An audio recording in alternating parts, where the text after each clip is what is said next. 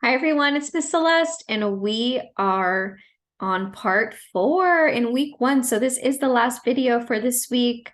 Congratulations on making it to the last video for week 1. Again, this is ECE 202, and I am your professor, Miss Celeste here. I'm going to be along this journey with you in this course. Today we're going to talk about classifications of teaching aids and what's that, looks like, and some ideas of what you can apply within each of these areas. But before I get started, just a quick reminder, making sure that you have completed the discussion thread by Wednesday, making sure that you are responding to your peers, making sure that you are doing that by Saturday, along with your journal, which is due Saturday. So please spend some time working on these assignments. And then I will definitely give you some feedback as soon as possible. But again, if you have any questions, please reach out. And again, teaching practice, just making sure that you are spending some time within those classrooms. If you have not gotten here yet, that is okay. Just submit your school information, contact info, email, supervisor, etc. Just so then I can approve it so you can start. So just reach out if you need some more support on really what to focus on with your teaching practice, your practicum, because this is a great opportunity for you, to practice your skills, really understand the philosophy that you're in, get some more insight into your confidence levels, responsibilities, and how you apply the learning with the children. So ask to be part of those lessons, circle time, songs, and just so you can get comfortable with leading those environments and transitions, okay? All right, so what are classifications of the teaching aids? Well, there are different classifications that is set up in these specific areas. But again, depending on the age group that you're working in, it could look a little different, and you are going to use obviously appropriate aids for that specific age group. So I just have a few examples here. So again, some may pertain to you, some may not be appropriate for your specific age group that you're working with. But again, we have the visual teaching aids, which kind of look like having a poster, which can be a really fun way to share new lessons, new themes that you're focusing on for the week or the month, however you do your lesson plans, to kind of give some visuals, some pictures. I encourage real life pictures, not cartoons or animated pictures, but real life pictures. Because these are things that they're going to see in the real world, right? So we need to give them real pictures to look at. Same as, figures or objects could be a great visual. So say you're doing sounds, maybe getting objects that have the same sound that you're focusing on, within that lesson, which is fun, matching objects with sounds and letters, which are fun. Having different flannel boards, so putting on like a little story within the different characters, or fruits and vegetables, or animals, or insects. I mean, I can go on, but it's just so fun to kind of have that flannel board, to be really creative with creating that story, which really is intriguing and fun for children to have. Same with pictures, real life pictures, maps, and other ideas that they can have that visual experience to kind of see. Because obviously, if we're talking about specific insects, we can't go outside all the time and find that insect to kind of show them what it is that we're talking about. So having those visuals are really helpful.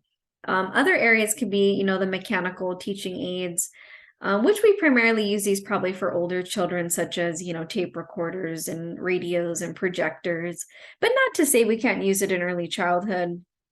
We could also use a great, recorder of, say, a book that we're introducing, in circle time or in a small group. That can be really helpful.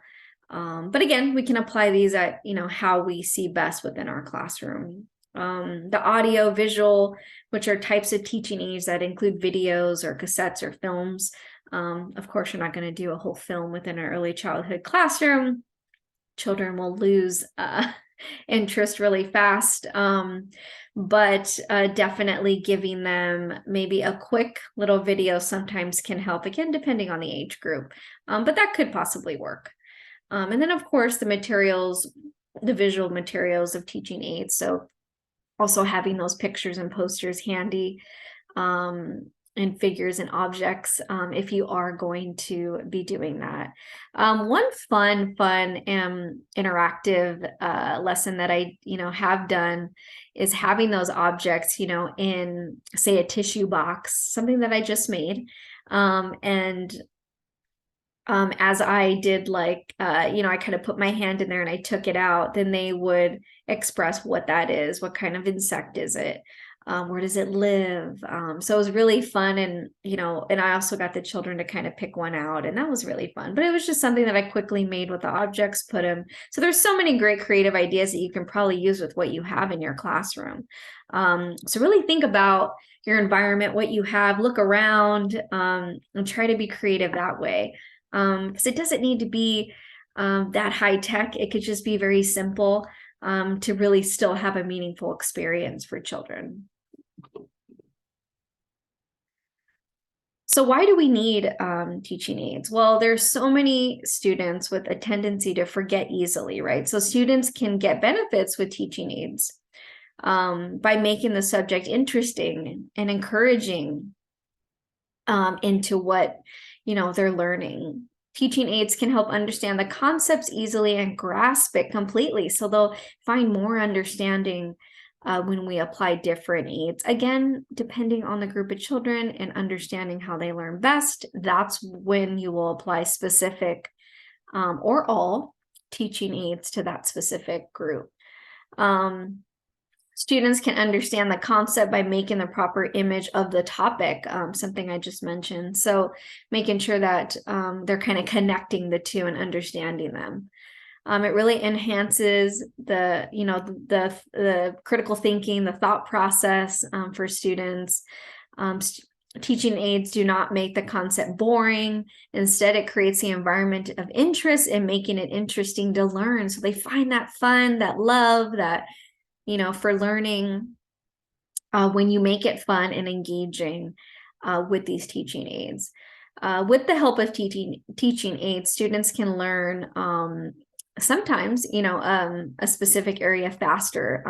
But again, that's not the goal here. We really just want them to understand what they're learning.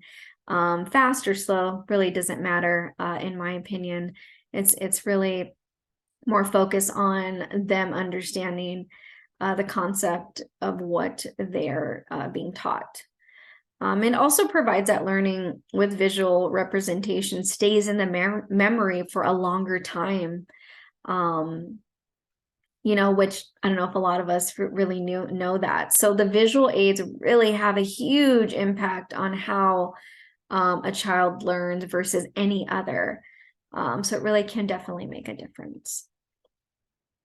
Some examples of teaching aids, again, within those specific areas could be maybe just within your classroom, you're putting different logos or symbols or labeling specific areas with encouraging vocabulary, for an example. Translating a picture to words can help with language development. So there's different ways that we can apply that, again, pertaining to our classroom. In early childhood, we do a lot of pictures. For an example, in my early childhood classroom, if I really wanted to teach children to put things back where they needed to go, I would make sure that that specific work had a picture on the shelf, so they knew that that specific work went on that shelf. something as simple as that. But that helped them really learn where to put things back. That really taught them, the understanding of what a specific animal was, but they also got to see the word of what the animal was. So there's so much, creativeness that kind of happens specifically in the classroom that I had, because I had so much creativity allowed, and I was able to kind of make a lot of my work. A lot of it wasn't necessarily prepared and bought, all put together. I just kind of had to find what worked for those children and kind of where they were at. So a lot of pictures were fun, because it really helped translate what, the word was, or the animal was, or the insect was, or whatever the topic was, the sound was. So that was really fun. Sound recognition and matching are always a fun activity to do, either in a small group or one-on-one,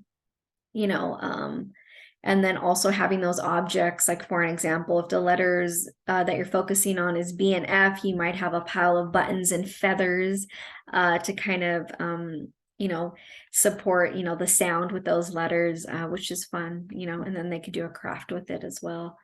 And then just continuing to make learning fun by switching out lessons and applying more independent opportunities. We want children to be independent. We need to supply those opportunities within our classroom and set it up that way. So what I would do is definitely teach the lesson and then allow them independently to pick the lesson up whenever they wanted to work with it.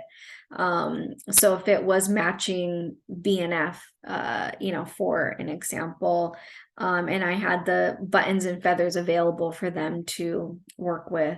So everything is just kind of there. They choose, but you prepare it and just kind of have it ready to go. And that's what kind of goes back to having that prepared environment.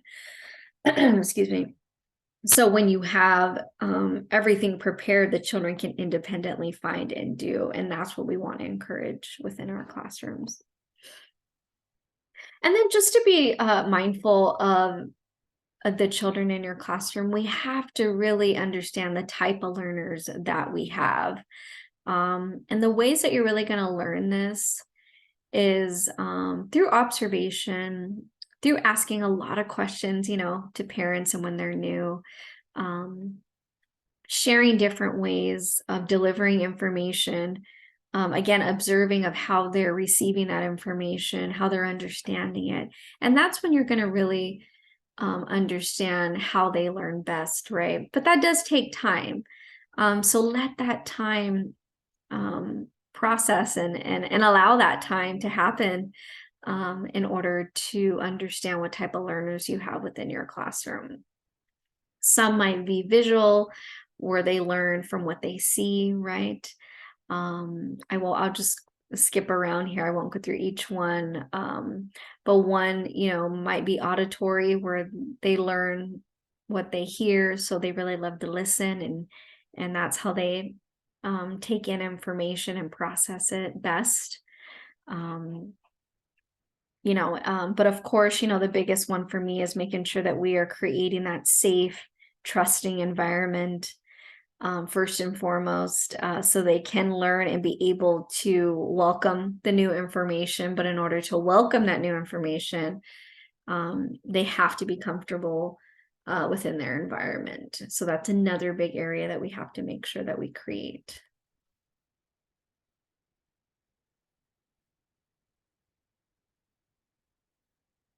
And then keeping the inspiration going. So the world of ECE is consistently changing, and staying up to date on the latest trends and news can help you be a better educator. So finding ways to apply different ways of teaching through classifications can help your students better understand their learning. So we have to keep trying. We have to keep this cycle of ever changing of how we're applying the learning through different ways of the classification areas that can look all different, within your classrooms. And some may work better than others.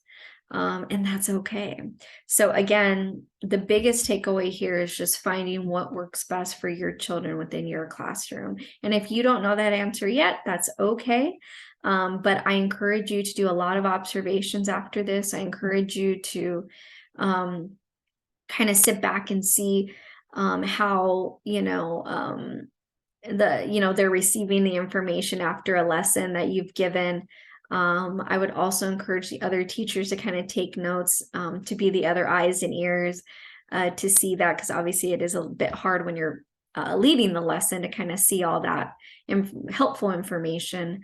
But encourage everybody within the classroom to kind of come together and see what's working and what's not working, because we definitely should make some changes if it's not working. We definitely do not keep the same cycle going if it's not working. So please make changes where changes are needed, based on the children in your classroom, most importantly. Okay? And also keep inspiring and challenging yourself to think outside the box. And that means having those great meetings with your teachers. That means having opportunities such as this to take courses or professional development courses, for you to continue that challenge to find other ways to reach children. Because we're never going to know all the answers. And like I always say, it's not a one size fits all kind of approach to learning. It's finding creative ways to apply at different times to help children be successful. So thank you so much. I will see you next week, which will be week 2. If you have any questions, please reach out. Thank you so much. Have a good day. Bye-bye.